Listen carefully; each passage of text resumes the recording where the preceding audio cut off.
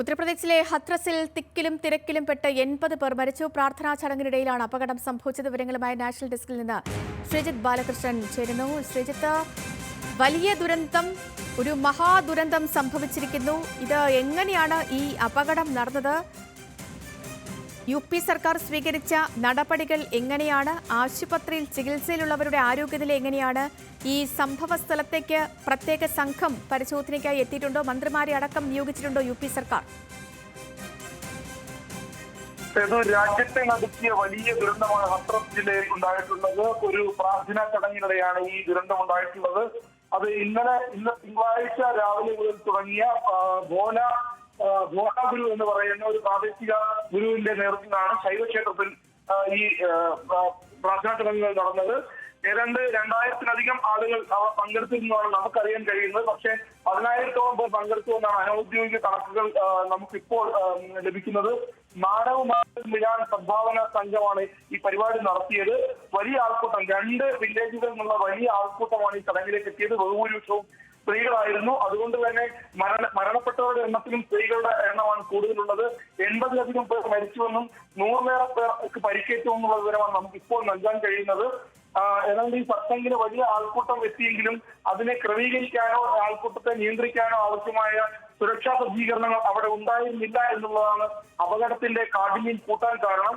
ഇന്നലെ തുടങ്ങിയ ചടങ്ങ് ഇന്ന് ഉച്ചയോടെ അവസാനിക്കുകയും ചെറിയൊരു ഗേറ്റിന്റെ ഉള്ളിൽ കൂടി ആളുകൾ പുറത്തേക്ക് വേഗത്തിൽ അവരുടെ നാടുകളിലേക്ക് പോകാൻ തുടങ്ങുമ്പോഴാണ് അപകടം ഉണ്ടായത്. വലിയ ആൾക്കൂട്ടവും തിക്കും തിരക്കുമാണ് ഈ തിരികെ മടങ്ങാറുണ്ടായത്. അതിനിടയിൽ ചില ആളുകൾ വീഴുകയും അവർക്കിടയിലേക്ക് ആളുകൾ വീണ്ടും വരികയും കുട്ടികളെ രക്ഷിക്കാൻ ശ്രമിക്കുകയും അങ്ങനെ അത് വലിയൊരു ദുരന്തമായി മാറുകയാണ് ഉണ്ടായത്.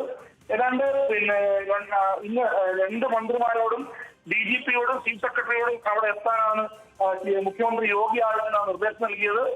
ചീഫ് സെക്രട്ടറിയും DGP-യും അവിടെ എത്തിയിട്ടുണ്ട്. രക്ഷാപ്രവർത്തനങ്ങൾ ഇപ്പോഴും നടക്കുകയാണ്. കാരണം ഉച്ചയ്ക്ക് അപകടം നടന്നതിൽ കൂടി ഹത്രസ്, നമുക്കറിയാം ഉത്തർപ്രദേശിലെ വലിയ റിമോട്ടായിട്ടുള്ള ഒരു ഏരിയയാണ് ഹത്രസ്.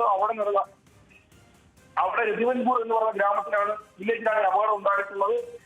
ട്രോളികളിലും ട്രാക്ടറുകളിലും ലോറികളുടെ പിന്നിലും ഒക്കെയാണ് ഈ മൃതദേഹങ്ങളും അതോടൊപ്പം പരിക്കേറ്റവരെ ആശുപത്രിയിലേക്ക് എത്തിച്ചത്. എച്ച്ഐയിലെ ജില്ലാ ആശുപത്രിയിലേക്ക് എത്തിക്കുമ്പോഴേക്കും 27 അപ്പോഴേക്കും മരിച്ചിരുന്നു. ഉച്ചയ്ക്ക് തന്നെ നമ്മൾ റിപ്പോർട്ട് ചെയ്തതാണ്. ശേഷം മരണസംഖ്യ ക്രമേണ ഉയർന്നു വന്നു. കാരണം ഈ പരിക്കേറ്റവരെ ആശുപത്രിയിൽ എത്തിക്കാനുള്ള ശ്രമം ഇപ്പോഴും തുടരുകയാണ്.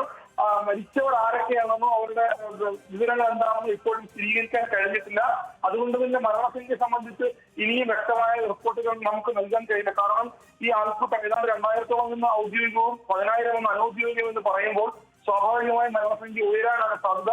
പ്രധാനമന്ത്രിയും രാഷ്ട്രപതിയും ഒക്കെ അനുശോചനം രേഖപ്പെടുത്തി കഴിഞ്ഞു. തീർച്ചയായും ശ്രീ, ഈ മരണസംഖ്യ ഇനി ഉയരാൻ സാധ്യത നിലനിൽക്കുന്നുണ്ട്. കാരണം ഈ 100,000-ഓളം പേർ പരിപാടിയിൽ പങ്കെടുത്തു എന്നാണ് ദേശീയ മാധ്യമങ്ങളടക്കം വാർത്തകൾ പുറത്തുവിടുന്നത്. ഈ സാധാരണ ഇത്തരത്തിലുള്ള പ്രാർത്ഥനായോഗങ്ങൾ അല്ലെങ്കിൽ ഇത്രയും വലിയൊരു ആൾക്കൂട്ടം പങ്കെടുക്കുന്ന ഒരു പരിപാടിയൊക്കെ നടക്കുമ്പോൾ ഈ ലോക്കൽ ബോഡിയെ അറിയിക്കണം, ഈ ഭരണകൂടങ്ങളെ അറിയിച്ച് അനുമതി വാങ്ങണം എന്നൊരു കീഴ്വഴക്കമുണ്ട്. അപ്പോൾ ഇതൊക്കെ ഈ ലോക്കൽ ബോഡിയെ അറിയിച്ചിട്ടാണോ ഇത്തരത്തിലൊരു ചടങ്ങ് അവിടെ സംഘടിപ്പിക്കപ്പെട്ടത്? അവരറിഞ്ഞുകൊണ്ട് തന്നെയാണോ ഈ ക്രമീകരണങ്ങൾ അവിടെ ഉണ്ടായിരുന്നോ? അതുമായി ബന്ധപ്പെട്ട വിവരങ്ങൾ പുറത്തു വരുന്നുണ്ടോ? ഞാൻ നേരത്തെ പറഞ്ഞല്ലോ, സുരക്ഷാ സജ്ജീകരണങ്ങളുടെ കാര്യത്തിൽ ഒന്നും ഉണ്ടായിട്ടില്ല എന്നത് ദൃശ്യങ്ങൾ തന്നെ വ്യക്തമാണ്. ചെറിയൊരു ബാരിക്കേഡ് മാത്രമാണ് ഇത്രയും വലിയ ആൾക്കൂട്ടത്തെ നിയന്ത്രിക്കാനുണ്ടായിരുന്നത്. ഒരു വാതിൽ മാത്രമാണ് ദൃക്സാക്ഷികൾ അപകടത്തിൽപ്പെട്ടവർക്ക് പറഞ്ഞത്. തിരികെ മടങ്ങാൻ ഒരു വാതിൽ മാത്രമാണ് ഉണ്ടായിരുന്നത്. ആ വാതിലിനുള്ളിലൂടെ ആളുകൾ പെട്ടെന്ന് പുറത്തേക്ക് പോയതാണ് അപകടത്തിന്റെ കാരണം. ഈ പ്രാദേശിക ഭരണകൂടം താൽക്കാലിക അനുമതി കൊടുത്തിരുന്നു എന്ന് ഇപ്പോൾ പറയുന്നുണ്ട്.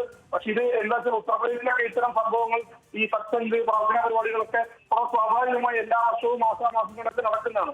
അതുകൊണ്ട് തന്നെ ഇത് വലിയ കൃത്യമായ അനുമതിയോ നമ്മുടെ നാട്ടിലുള്ള പോലുള്ള അനുമതിയൊന്നും അവിടെ കൊടുക്കാൻ സാധ്യതയുമില്ല, കൊടുക്കാറുമില്ല. ഇത് നടക്കും. ഇതിന് തീർച്ചയായിട്ടും അപകടങ്ങളുണ്ടാവും. നമുക്കറിയാം കഴിഞ്ഞ വർഷം സാരി കൊടുക്കുന്ന ഒരു ചടങ്ങിൽ വലിയ അപകടം ഉണ്ടായത്. അതുകൊണ്ട് തന്നെ അനുമതി ഉണ്ടായിരുന്നോ എന്നുള്ള ചോദ്യം മാധ്യമപ്രവർത്തകർ ജില്ലാ പോലീസ് മേധാവിയോട് ചോദിക്കുമ്പോൾ അദ്ദേഹം അത് അങ്ങനെ അനുമതി കൊടുത്തിട്ടുണ്ട്. പക്ഷെ അനുമതി താൽക്കാലികമാണെന്നുള്ള മറുപടിയാണ് അദ്ദേഹവും പറഞ്ഞത്.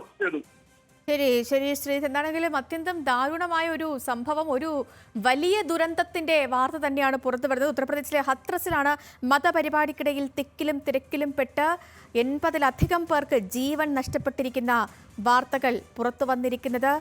നേതാക്കളെല്ലാം, പ്രധാനമന്ത്രി നരേന്ദ്രമോദി അടക്കം നേതാക്കളെല്ലാം ഈ സംഭവത്തിൽ അനുശോചിച്ചിട്ടുണ്ട്. യോഗി ആദിത്യനാഥ് സർക്കാർ അവിടേക്ക് ഉന്നത ഉദ്യോഗസ്ഥരെ അയച്ചിട്ടുണ്ട്. അന്വേഷണം പ്രഖ്യാപിച്ചുവെന്നും മനസ്സിലാക്കാൻ കഴിയുന്നു.